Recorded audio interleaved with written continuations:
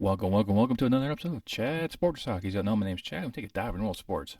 This is my college football week 12 update video.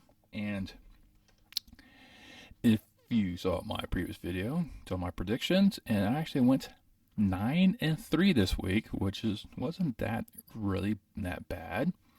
There's a few games I could have won, but they didn't play it that way. With that being said, let's go ahead and just dive right into the last Friday night's action where Air Force take on Nevada. This is one where I kind of gave Nevada be too much for Air Force, but Air Force came out swinging hard.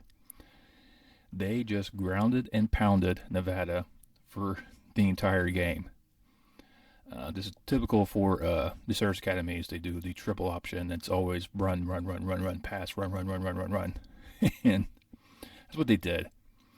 They were just running everywhere. They had multiple 100-yard rushers led by Hughes, who had over 220 yards and scored twice.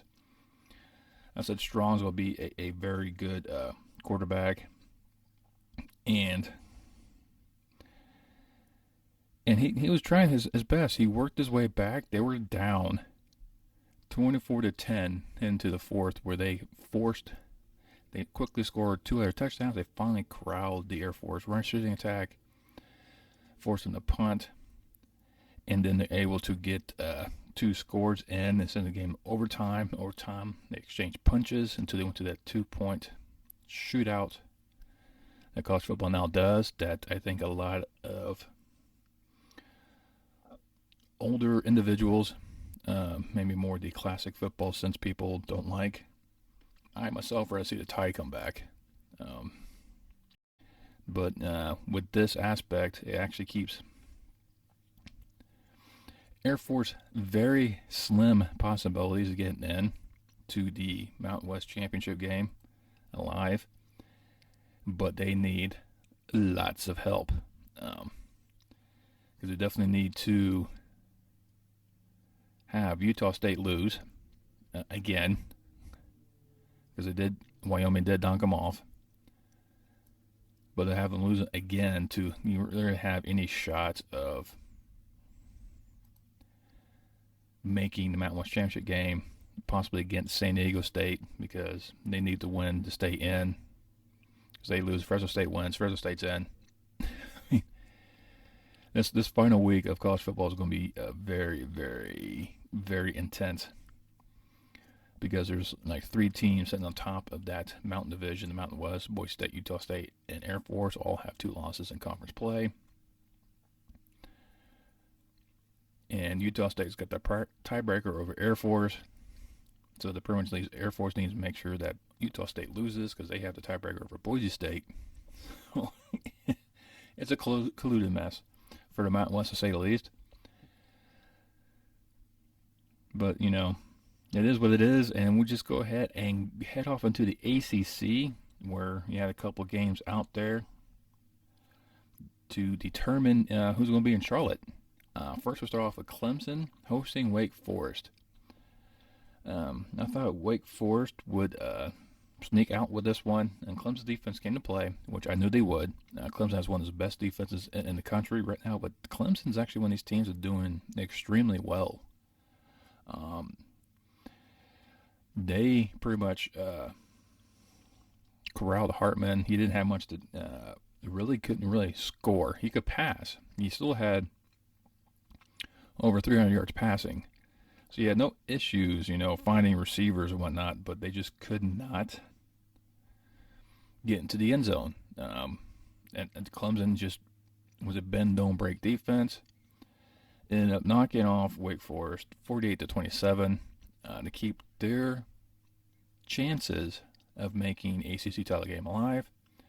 But Wake has to lose next week for that to happen. As far as the Coastal Division, you had Virginia visiting Pitt.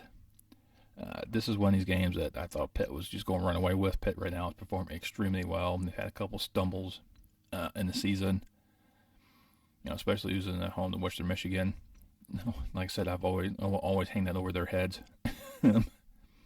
Pretty much a quarterback duel, really. Pickett was at 340 yards passing, 4 TDs, 2 picks. Armstrong, 487 yards in the air, 3 TDs in the pick. One of his key plays was Jordan Addison made a spectacular contested catch, made a spin move, and then scored. And they were just trying to Pitt was just trying, get the first down to kind of end the game. Addison's like, nope, I'm gonna take it to the house. And then they tried to. Then Virginia on an ensuing drive tried to come back. Jalen Woods caught one and just ran over individuals for 40 yards, but in the end, they couldn't score, and Pitt won 48-38 and then punched their ticket to Charlotte to more likely face off against Wake Forest. We'll have to wait and see next week. Then in the American, you had SMU visiting Cincinnati. Even though last week I incorrectly stated they're going to Dallas, they were in Cincinnati, so apparently I can't read. And Cincinnati was looking to remain undefeated, really put the pressure on the College Football Playoff Committee to kind of really look at them, because this is going to be a very marquee game, because SMU came in 8-2.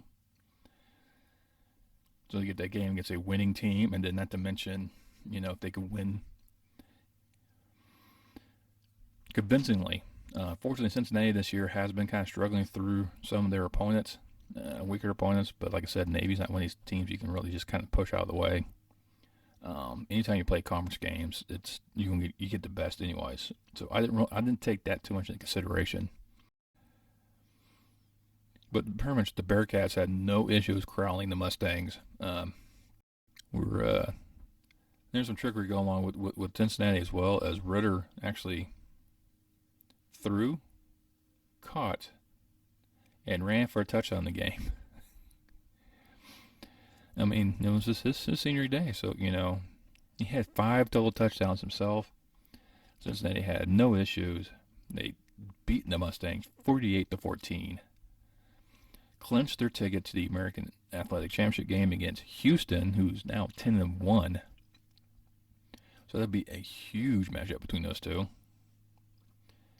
And you guys make sure that Cincinnati doesn't fall in the trap game next week against East Carolina. And then in Conference USA, you had UAB visiting UTSA, the two big dogs right now in the Conference USA West. UAB, the defending West champions. UTSA trying to dethrone them. And I said UAB will give them pretty much how Western Kentucky and Southern Miss both did this. And it was just one of those games that, once again, they stifled the Roadrunners. The Blazers stifled the Roadrunners' rushing attacks. McCormick wasn't much of a factor in the running game. UAB was able to do some runs. Because McBride had 144 yards and a touchdown on the ground. And it was pretty much going back and forth. UTSA had a late lead, 27-24. UAB would just march down the field, put up a touchdown, but gave UTSA like a minute and 5 seconds, I believe. Yeah, I ran down. Sorry, a minute and 6 seconds. I wanted to take it off. And Ferris just marched the Roadrunners down the field with ease, like he could have done this all game long. And at the end of the game, ball snapped to him. He dropped it, picked it off the ground, threw it to the back of the end zone to the open receiver. The ball was tipped, still caught. Roadrunners win, remain undefeated, clinch the Conference USA West. And they're just waiting to see who's going to win between Western Kentucky and Marshall, who they're going to take on. So, birds up, and we'll see the Roadrunners continue their magical run. Off to the Big Ten, where you had some, a huge matchup in Columbus. When you had Michigan State and Ohio State colliding, and, both these schools are 9-1. This is pretty much to determine who's going to control the Big Ten East and the trip to Indianapolis.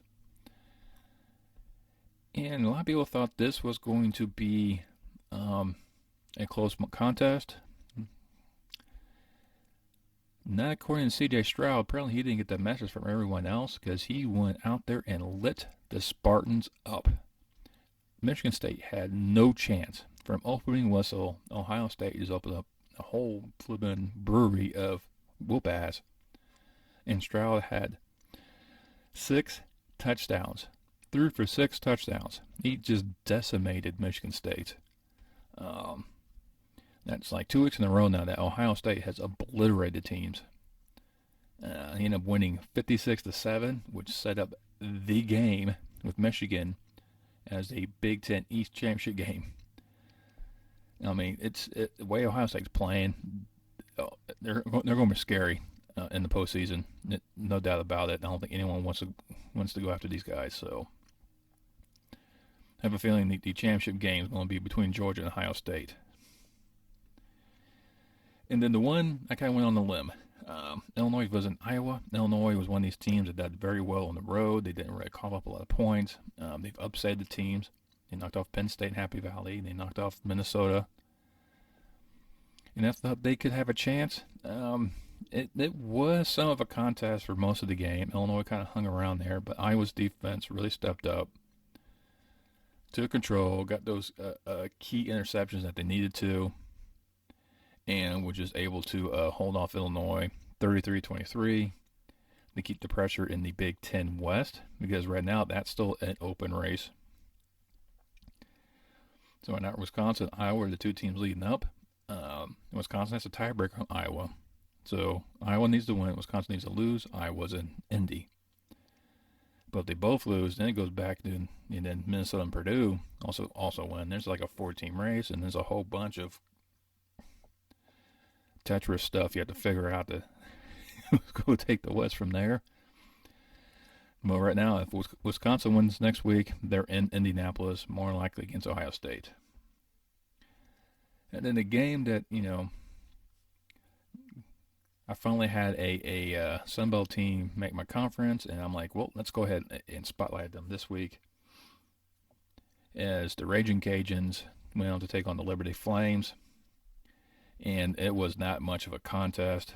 The Cajuns came out just firing all cylinders. Liberty just could not contain them whatsoever, as the Cajuns extinguished the Flames 42-14. They have their conference game already set with Appalachian State at the end of the season, so that's going to be another key showdown between those two.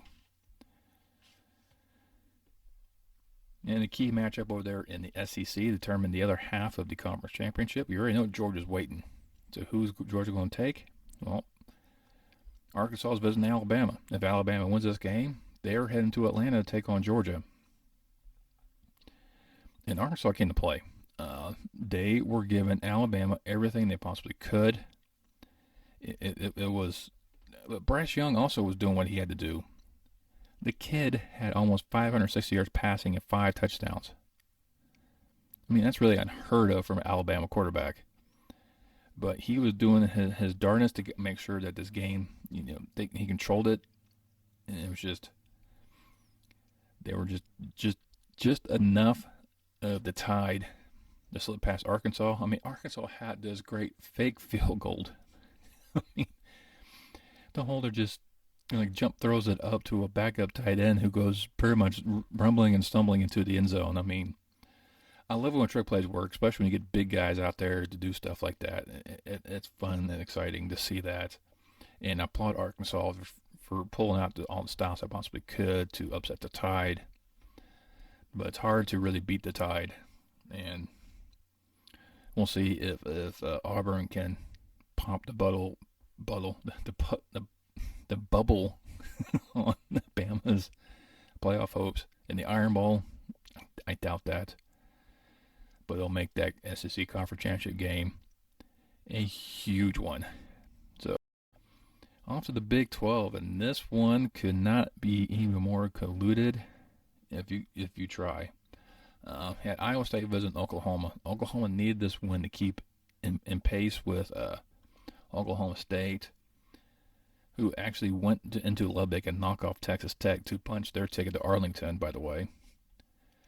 But Iowa State was just one of these teams that always plays them tough year in, year out, and this was no exception.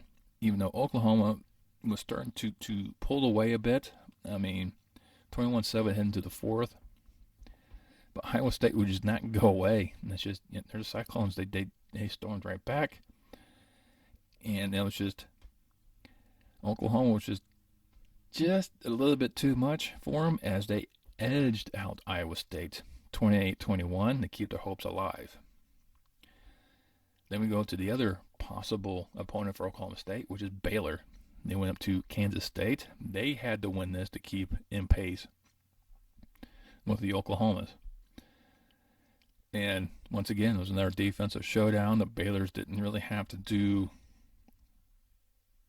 really too much. They pretty much opened it up in like 15 plays. Or a 15-play drive, pretty much put themselves up 14-0 in the second. And once that happened, I think it was just the Bears' defense clamped down. They didn't really let the Wildcats do much. Baylor ends up leaving Manhattan 20-10 victors. So they're 9-2, 6-2 in conference. So that means Bedlam is going to be huge. Baylor still has to win next week against Texas Tech, and for them to have a shot to get into the title game. And then it's just if Oklahoma State beats Oklahoma, then it's going to be Oklahoma State and Baylor in Arlington. But if Oklahoma knocks off Oklahoma State, then it's going to be a rematch of Bedlam in Arlington. So like I said, next week's going to be some interesting matchups. And the one that probably shocked everyone was the matchup between division leaders in the Pac-12. As you had Oregon going to Salt Lake. Utah was wearing commemorative uniforms for the USS Salt Lake City, the most decorated, one of the most decorated warships of the Pacific Fleet during World War II, earning 11 combat stars and nicknamed the One Ship Fleet. And they took that essence of that uniform and that spirit, and they took it to the Ducks. It was not even close. They were at 28-0 at halftime. Then Oregon finally scored to, not get shut out, but it was too late. Utah just destroyed them and punched their ticket to Vegas. So now they're possibly going to see Oregon again. I think they will, because Oregon's got to take on Oregon State next week. So that's not going to be much of a contest between those two. But yeah, Utah decimated Oregon 38-7. Well, those are the recaps of the games. So the games, as I said, I went 8-3 last week, 9-3 last week. So I did extremely well. But now it's time to review the Chat Sport Talks PowerPoint Index top 25. In the descriptions below, you'll see how the point system actually comes up. And let's go ahead and just kind of start off with 25. But before we go start 25, I'll go honorable mention to a school that probably should be in here, but just didn't quite make with the points, is Houston, who's 10-1. They have 2.427 points, so just slightly below 0.05 points below Purdue. Once again, it's just, that schedule is really not really beneficial for a lot of those American athletic teams. So let's just go ahead and start off with my number 25, returning back to the bowls. The Spoilermakers at 7-4. Above them, NC State, 8-3. Louisiana moves up 1 to 23. San Diego State drops 2 after barely escaping UNLV. They're also still 10-1. Utah fortunately only climbs up 2 positions to 8-3. A&M drops 2 after beating Prairie View A&M at 8-3. BYU also drops 2 after beating Georgia Southern. Sit there at 9-2. Clemson moves up 3 after beating Wake. Pitt's also up 2 after beating Virginia. UTSA slips 1 after escaping the upset bid by UAB. And Wisconsin just kind of, does a little dance with UTSA, and they move up to 15. Ole Miss maintains position. Wake Forest, after their loss, drops from 7 to 13. Now we kind of go into the playoff 12. Especially if they go a 12-team format, this is probably what it's going to look like. At number 12 right now is Baylor.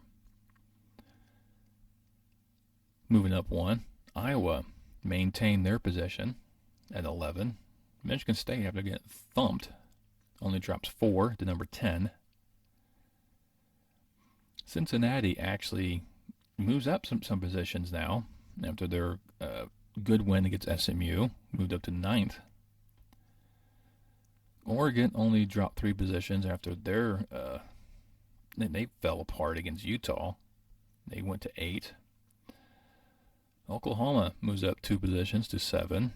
Alabama makes the biggest move after they barely escaped with Arkansas, but kind of getting themselves in that SEC title game really helped them out. So now they're up to number 6 in my poll. Moving up 3 is Oklahoma State. Like I said, that Bedlam series between Oklahoma and Oklahoma State is going to have a lot riding on that one. Notre Dame maintains 4. But unfortunately, with a lot of these matchups coming up, I think Notre Dame's probably going to fall out. Michigan and Ohio State do a little dance themselves. They switch positions. Makes the game extremely important between these 2 programs. And no doubt whatsoever, Georgia number 1. I've always said they're the number 1 team in the country. And if you look at the AP poll matchups, they have Georgia and Ohio State 1-2. So we'll see what the college football playoff committee comes up with. Which will be, their polls will come out after this video gets posted. But like I said, I went 9-3 last week. Very respectable. This is going to be a quick turnaround for me because I will be back posting a video on Wednesday for my picks because of Thanksgiving weekend. So I'll be busy on Wednesday before I got to start, cooking those dinners, cooking that turkey. So like I said, Wednesday I'll get the games out for you, or video out for the games for the Thanksgiving weekend. A lot of the grudge matches, a lot of heated rivalry games. I mean, you got games like the Egg Bowl, the Iron Bowl, Apple Cup, the Civil War, the game. So there's a lot of these games in here, and a lot of games have implications for conference championship game matchups. So I got peruse a lot of these matchups and come up with some at least good 12 matchups, and I think it's going to be a lot of key matchups to really kind of focus on. So I'm going to be kind of busy with that one. So like I said, I'll get that out to you on Wednesday. And if you have any other, not any other, but just let me know what you think. Which game that you saw last week was probably the most impressive. I watched the UTSA UAB game, and that was a spectacular game. I was watching Notre Dame a little bit, but they were destroying Georgia Tech. I'm like, okay, that one's over.